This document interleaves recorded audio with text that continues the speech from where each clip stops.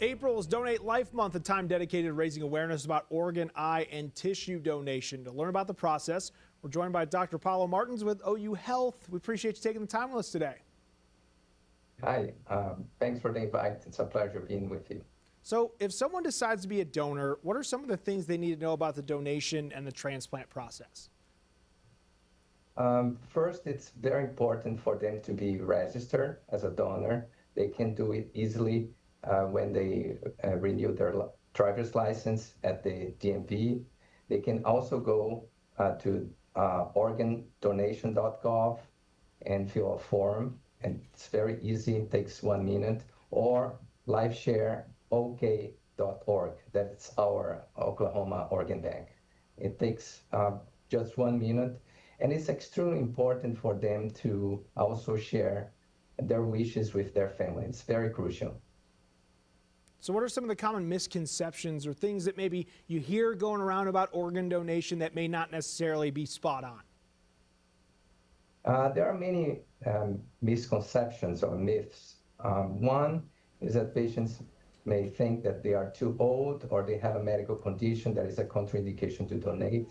And for deceased donation, pretty much there is no contraindications or very few contraindications, and you could let the donation team make that decision. Another important misconception is that they might think that their doctors will not try as hard to save their life, what is also not true.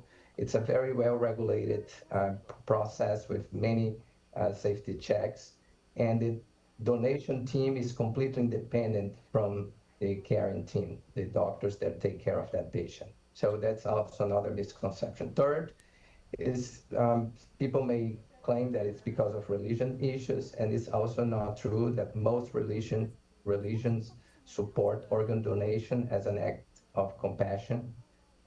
Four is that it might cost money for their families, and that's not true. Both deceased donor and living donation is totally free of cost. And fifth, that their body might be disfigured with the donation process, and that's not true. The donation process is very professionally done, very respectfully, and it's very cosmetic. There will be no difference in any funeral if it's a donor or not. Now, we know organ donors are needed right now, but if someone is on the fence about being a donor, maybe they're thinking about it, what's the thing you would say to them if they're watching this right now to convince them of why this would be a thing that could or should be done?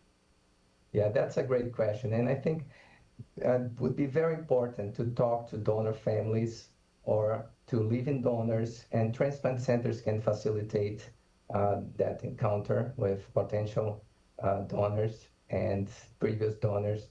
And I'm 100% positive that all of them will tell that they had a very positive experience, and they will encourage you to do that.